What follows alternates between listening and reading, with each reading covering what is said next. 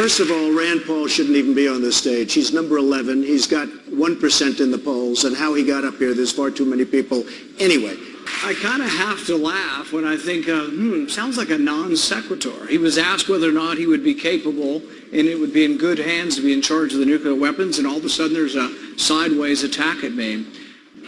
I think really there's a sophomore quality that is entertaining about Mr. Trump, but I am worried. I'm very concerned about having him in charge of the nuclear weapons, because I think his response, his visceral response to attack people on their appearance, short, tall, fat, ugly.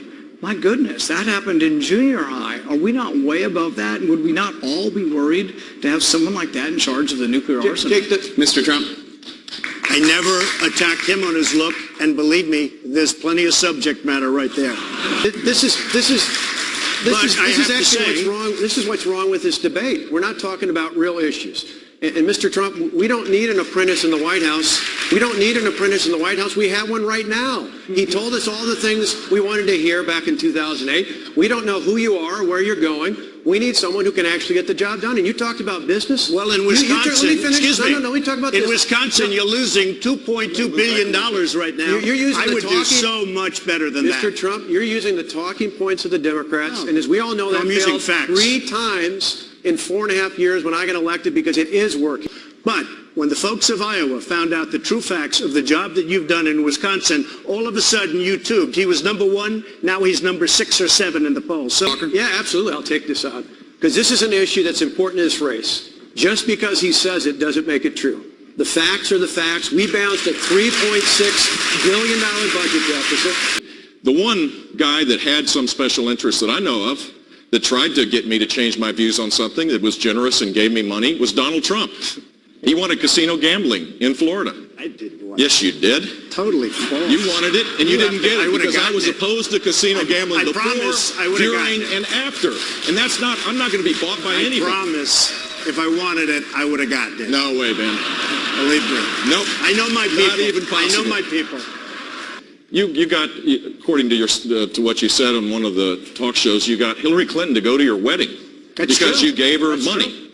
Maybe it works for Hillary Clinton. It doesn't work for anybody on this stage. I was a businessman. I got along with Clinton. I got along with everybody. Yeah. That was my job, to get along with people. But the simple fact is... Excuse me. 1 second. No. I didn't want to... The simple fact is, Donald, you cannot take... More energy tonight. I like that. Nobody's trusting Iran. They violate the deal. We put on the sanctions, and we have the high moral ground to talk to our allies in Europe. Let me make it clear. If we think they're getting close to developing a nuclear weapon and we get that information, you better believe that I would do everything in my power as the commander-in-chief to stop them having a nuclear weapon. Jake, there is no more important topic in 2016 than this topic right here. And I've listened to several folks saying, well, gosh, if they cheat, we'll act. We won't know. Under this agreement, there are several facilities in Iran they designate as military facilities that are off limit altogether. Beyond that, the other facilities, we give them 24 days notice before inspecting them. That is designed to allow them to hide the evidence. And most astonishingly, this agreement trusts the Iranians to inspect themselves. That makes no sense whatsoever. And let me note, President Obama is violating federal law by not handing over the side deals, and we ought to see the United States Congress stand up together and say, hand over this treaty and protect this country. Thank you, Senator. No, I don't think he's on the wrong side of such an issue. Jeb is a friend. I'm not up here to fight with Jeb or to fight with anybody else. But I am here to fight for somebody who is a county clerk elected under the Kentucky Constitution that 75% of the people of that state had voted for, that said that marriage was between a man and a woman. Because the courts just decided that something was going to be, and people relinquished it, and the other 2 branches of government sat by silently. I thought we had 3 branches of government. They were all equal to each other. We had separation of powers, and we had checks and balances. If the court can just make a decision and we just all surrender to it, we have what Jefferson said was judicial tyranny. I think you're not stating my views right. Okay, please do. I think there needs to be accommodation for someone acting on their faith. Religious conscience is a first freedom. It's a powerful part of our Bill of Rights. And in a big, tolerant country, we should respect the rule of law, allow people in this country. I was opposed to the decision, but you can't just say, well, gays can't get married now. But when it comes to closing down the federal government, We got to be very careful about that. When we shut the government down, if we have a chance of success and it's a great principle, yes, the President of the United States is not going to sign this. And all we're going to do is shut the government down, and then we're going to open it up, and American people are going to shake their heads and say, what's the story with these Republicans? That we don't want this organization to get funding, and the money ought to be reprogrammed for family planning in other organizations that don't support this tactic. But I would not be for shutting the government down because I don't think it's going to work out. Let me tell you, Dana, number one, I'm proud to stand for life. These Planned Parenthood videos are horrifying. I would encourage every American to watch these videos. Absolutely. We shouldn't be sending $500 million of taxpayer money to funding an ongoing criminal enterprise. And I'll tell you, the fact that Republican leadership in both houses has begun this discussion by preemptively surrendering to Barack Obama and saying we'll give in because Obama threatens a veto. You know, Obama's committed to his principles, his liberal principles. He will fight for them. He says, I will veto any budget that doesn't fund Planned Parenthood, and Republicans surrender. We need to stop surrendering and start standing for our principles. We're fighting with each other up here. We agree. Let's ask Hillary Clinton. She believes in the systematic murder of children in the womb to preserve their body parts, Dana, in a way that maximizes their value for sale, for profit. It is disgusting, and the American people need to hear it. We shouldn't be fighting with each other. She's the real opponent. She's the real problem. We got to talk about what we would be willing to shut down for. Why don't we put tax reform on this president's desk and make him veto it if that's what he wants to do? Why haven't we repealed and replaced Obamacare? Make him veto if that's what he wants to do. And why don't we do the same thing with Planned Parenthood? We elected a Republican Congress to do this, and they should be doing it, and they're not, and they're giving the president a pass. Dana, I'd like One more time. I'm sorry, I just want to get an I answer. put it in the list, Dana. Okay. We should be doing these things and forcing the president to take action. you would support Let's a shutdown. force him to do what he says he's going to do. Dana, Now, I don't know I'd like- whether he'll do it or not, but let's force him to do it. regards Planned Parenthood, anyone who has watched this videotape, I dare Hillary Clinton, Barack Obama to watch these tapes. Watch a fully formed fetus on the table, its heart beating, its legs kicking, while someone says we have to keep it alive to harvest its brain. This is about the character of our nation. And if we will not stand up and force President Obama to veto this bill, shame on us. Well, he's wrong on a lot of things, but on this he's wrong because I'm the most pro-life governor on this stage. I got to act on my core beliefs. It's part of who I am.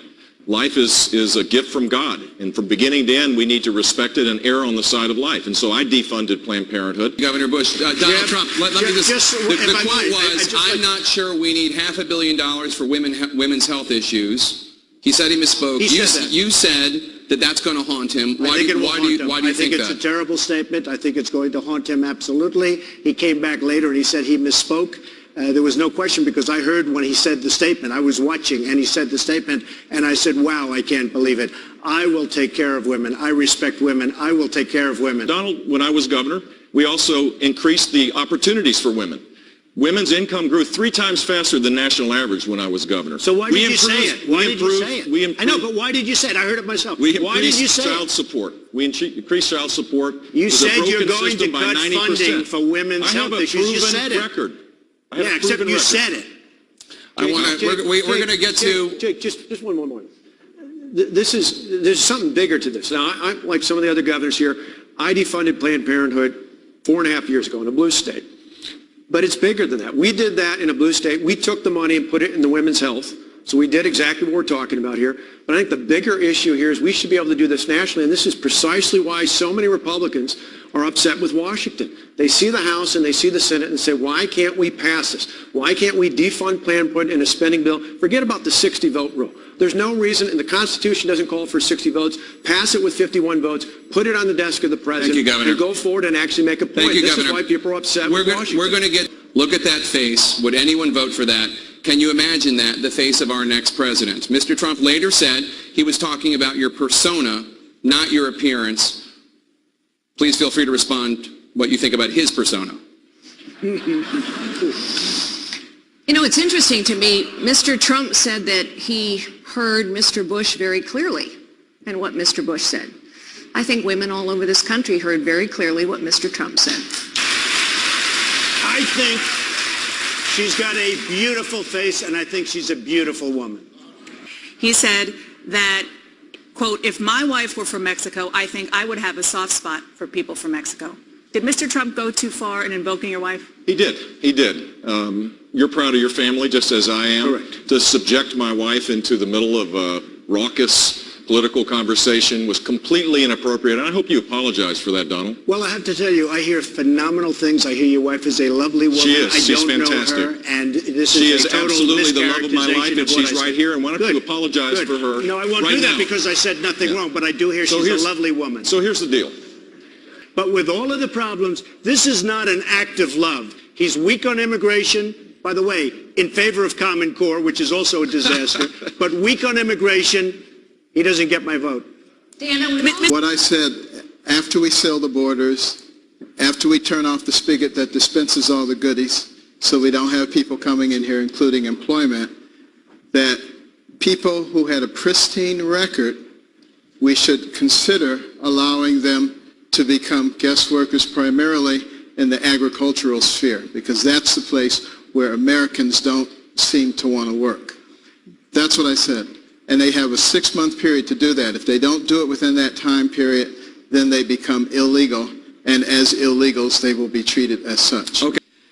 Well, Jake, I'm very glad that Donald Trump's being in this race has forced the mainstream media finally to talk about illegal immigration.